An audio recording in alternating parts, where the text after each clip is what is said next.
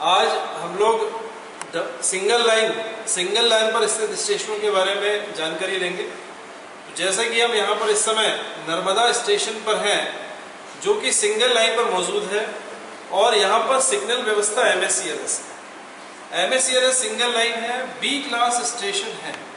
तो B class station पर जो मिनिमम सिग्नल होते हैं आप सभी जानते हैं, डिस्टेंट, होम और स्टार्टर, ये 3 सिग्नल यहाँ पर कम से कम होना चाहिए, तो ये बी क्लास स्टेशन कहलाता है। और यहाँ पर एडवांस भी लगा हुआ है, मैं आपको एक एक करके सभी दिखाऊंगा। सबसे पहले देखिए, ये एक लूप लाइन बनी हुई है और एक मेन लाइन बनी हुई है, और यहाँ पर आइसोलेशन के साधन के रूप में ये सैंडम्प लगा हुआ है। दोनों तरफ लूप लाइन में सैंडम्प लगा हुआ है और ये फॉलिंग मार्क है। यहाँ पर स्टैंडर्ड 2 का इंटरलॉकिंग है, इसकी अधिकतम गति यहाँ पर 110 kmph है। और इसकी स्टेशन सीमा, इस स्टेशन की, नर्मदा स्टेशन की स्टेशन सीमा देखने के लिए हम जानते हैं, स्टेशन सीमा स्टेशन के बाह्यतम सिग्नलों के बीच का भाग होता है। तो ये डायरेक्शन हमारा जो डाउन डायरेक्शन है, यहाँ से देखते हैं कि डाउन डायरेक्शन में स्टेशन सीमा, बाह्यतम सिग्नल हमारा डिस्टेंट सिग्नल, दोनों तरफ के डिस्टेंट सिग्नल के बीच का भाग होगा। ये डाउन डायरेक्शन का डिस्टेंट सिग्नल, यहाँ से स्टेशन सीमा शुरू होगी और दूसरे ओर मतलब अप डायरेक्शन का डिस्टेंट सिग्नल तक स्टेशन सीमा होगी। अब हम अगले डिस्टेंट की ओर चल रहे हैं, अब डिस्टेंट सिग्नल की ओर। देखिए, मेन लाइन से होते हुए हमारे पास ये स्टार्टर आ गया और एडवांस आ गया, और इसके बाद स्टेशन सीमा देखने के लिए हमें डिस्टेंट पे जाना पड़ेगा। अभी यहाँ पर आपको डिस्टेंट, ये होम सिग्नल है और उसके पहले डिस्टेंट सिग्नल होना चाहिए, परंतु बीच में एक गेट है। ये गेट चूंकि होम सिग्नल के बाहर है और एडवांस के बाहर है, इसलिए इंजीनियरिंग गेट है। तो यहाँ पर जो डिस्टेंट सिग्नल लगाया गया है वो गेट के साथ लगाया गया है। तो ये जो डिस्टेंट सिग्नल हम बता रहे हैं आपको, ये gate come distant signal of this home signal है। अब डायरेक्शन में आपको विशेष तौर से ध्यान देना है, होम सिग्नल का डिस्टेंट सिग्नल गेट के साथ में लगा हुआ है। ये ऐसा विशेष अनुदेशों के तहत लगाया जा सकता है, ऐसे समय इसके खंभे पर P मार्क नहीं होगा, चूंकि ये गेट को ही प्रोटेक्ट कर रहा है। और इसके आगे जो ये दिखाई दे रहा है आपको, ये वाला सिग्नल, ये इस गेट का डिस्टेंट सिग्नल है। तो इस प्रकार से हमारी सीमा होगी, ये अप डिस्टेंट से लेकर डाउन डिस्टेंट जो आपने देखा था वहां तक होगी।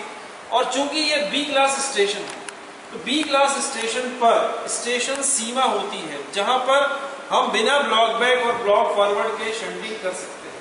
तो स्टेशन सेक्शन देखने के लिए हमें देखना होगा ब्लॉक सेक्शन कहां से कहां तक होता है, और जहां ब्लॉक सेक्शन खत्म होगा वहां से स्टेशन सेक्शन शुरू होगा। तो ब्लॉक सेक्शन पिछले स्टेशन के अंतिम रोक सिग्नल से अगले स्टेशन के प्रथम रोक सिग्नल के आगे पर्याप्त दूरी। ये पर्याप्त दूरी यहाँ पर 180 मीटर होगी, चूंकि ये MSCLS व्यवस्था है। ये ब्लॉक ओवरलैप भी कहलाता है, जो लाइन क्लियर देने के लिए साफ रखा जाता है। और यहाँ पर ये लगा है विरुद्ध दिशा का एडवांस, यहाँ से हमारा ब्लॉक सेक्शन खत्म होगा और स्टेशन सेक्शन शुरू होगा। हो सकता है यहाँ पर एडवांस ना होता तो यहाँ पर शंटिंग लिमिट बोर्ड लगाया जाता। यदि वो भी नहीं होता तो यहाँ पर ये फेसिंग पॉइंट जो आप दिखाई दे रहा है, ये फेसिंग पॉइंट 180 मीटर कम से कम होता, जहाँ पर हमारा ब्लॉक सेक्शन खत्म होगा और स्टेशन सेक्शन शुरू होगा। इस स्टेशन पर चूंकि एडवांस स्टार्टर लगा हुआ है, इसीलिए ये डाउन एडवांस स्टार्टर से लेकर, देखिए अप डायरेक्शन में हम चलते हैं, अप डायरेक्शन में भी ब्लॉक सेक्शन प्रथम रोक सिग्नल यानी कि होम सिग्नल के आगे पर्याप्त दूरी, जो कि आप देख रहे हैं 180 मीटर लिखा हुआ भी है, ये 180 मीटर पर विरुद्ध दिशा का एडवांस लगा है। तो इस एडवांस स्टार्टर से अप एडवांस और डाउन एडवांस स्टार्टर के जो बीच का भाग है वो हमारा स्टेशन सेक्शन है।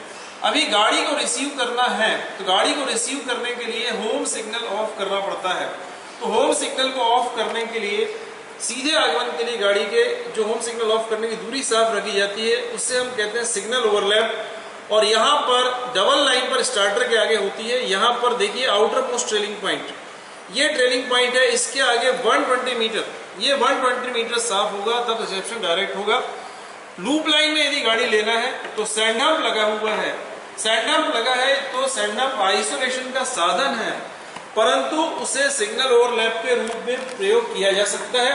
इसलिए लूप लाइन में यदि सैंडम्प लगा दिया जाए तो रिसेप्शन डायरेक्ट भी हो जाएगा, या तो आपको मेन लाइन लगाना पड़ेगा और ऐसे समय ये 120 metre outermost trailing point से एडवांस स्टार्टर का जो बीच का भाग है 120 मीटर, इससे कम नहीं होगा, ये साफ होना चाहिए।